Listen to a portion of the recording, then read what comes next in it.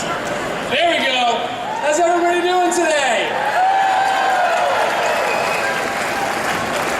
Listen, I know it is hot. I know you have been through a long, great morning, but I want to say thank you to the Democratic Convention for making me your endorsed candidate for the United States Senate. And I want to introduce to you, if you don't know them already, the three most important people in this hall today: my beautiful wife, Kathy, and my sons, Owen and Ryder. I want to thank the members of my family that are here today, both of our families, including my parents. Most people know that almost everywhere I go in this campaign, I talk about my mother and her rise from poverty. It's the inspiration for me running. I want to say to my parents, thank you for being here. Thank you for everything that you've done for me. And by the way, a little unknown secret, my mother is actually a registered Republican, so security, get her. And thank you to Governor Malloy, to Beth Bai, to Carmen Boudier. Thank you so much for your great nominating speeches. You honor us with your presence here today. Governor and all of the statewide elected officials who are here, thank you for everything that you do. And lastly, thank you to the delegates here. This, in the end, was a resounding margin, a 3-to-1 message of this convention.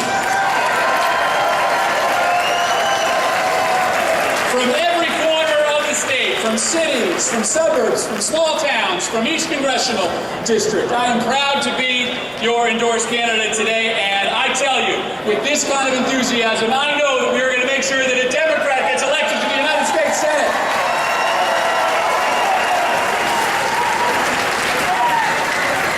Now, a lot of you know that throughout the year, whether it's an election year or not, I knock on doors. It's what I know to do.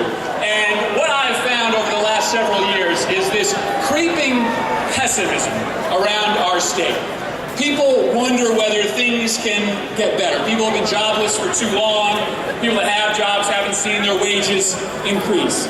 And people start thinking to themselves, in an economy like today, they start wondering whether prosperity is impossible.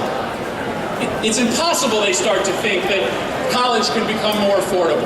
It's impossible, they start to think, that manufacturing can come back to this country. It's impossible, they start to think, that we can build new technologies to make this country energy independent. And frankly, it's not the first time that people have thought that something was impossible. My mother grew up in the Mount Pleasant housing projects, just a stone's throw away from here. And I bet you, as she grew up in those housing projects, she probably thought that it was impossible that one day she would have a son who could be a United States Congressman and be the Democratic endorsed candidate for the United States Senate. But that's the American dream. And the reason that I know that the impossible is never impossible, the reason I know that there are better days ahead for this state and this country, is because everything that I've ever done has been running against the odds. People didn't think that I could, at 24 years old, beat a 14-term anti-choice, anti-gay rights incumbent. But I went out and I knocked on 8,000 doors, and we beat the odds. People didn't think that I could pass the nation's first law legalizing and funding stem cell research in this country, but we went out and did it. People told me I could never, ever beat Nancy Johnson, but because of a lot of people right over in that section of the room, we went out. And we didn't just beat her, we creamed her by 13 points, and we changed Congress in the process. And people said that when I got to Congress that we couldn't pass health care reform, that it hadn't been done for 100 years, why would we do it today? Well, we did it, and today, for the first time in this nation's history, we are committed to health care being a human right, not just a privilege available to those people that can afford it. And so that brings us to this moment. People say that in the face of unprecedented spending from billionaires and from super PACs, that the Democratic Party can't overcome that kind of spending. But this fight, and that fight, is the most important one I've ever been a part of. Let me tell you why. If you were in Congress with Joe Courtney, John Larson, Rosa, and Jim and I this last week, let's give it up for Joe Courtney, Jim Hines, John Larson, Rosa DeLauro.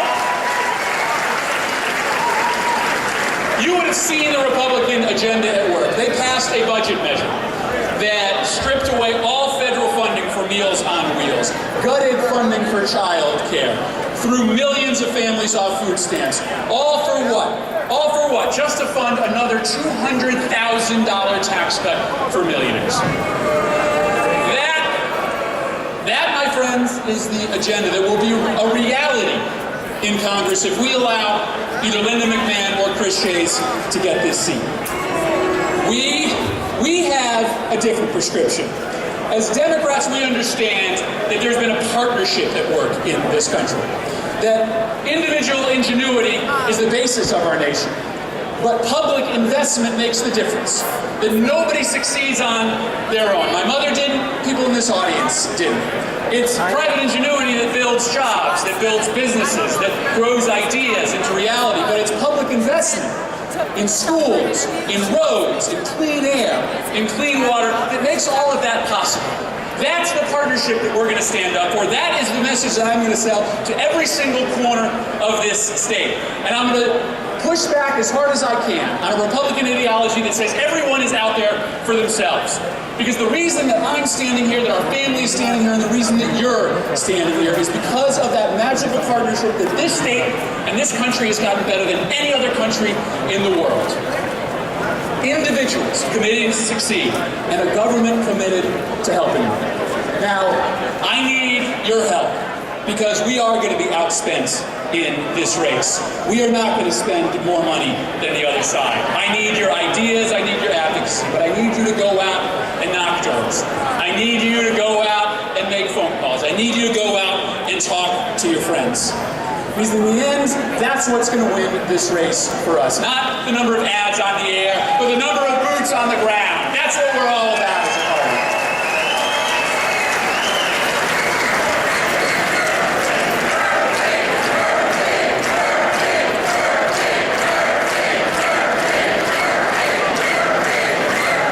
And here's what it's going to come down to. If we go out and we sell that message, this state and this country will remember that I'm standing here today because of that partnership between individual will and community investment. That most of you are standing here because of that partnership. And generations that come after us, like my two little kids here, will be able to realize that the American dream is not impossible, that it is still possible because of that partnership. That's what I am committed to as your nominee. The overwhelming endorsement of this convention gives me faith that we will win this race. God bless Connecticut. God bless the United States of America. And now, let's go out there and win one.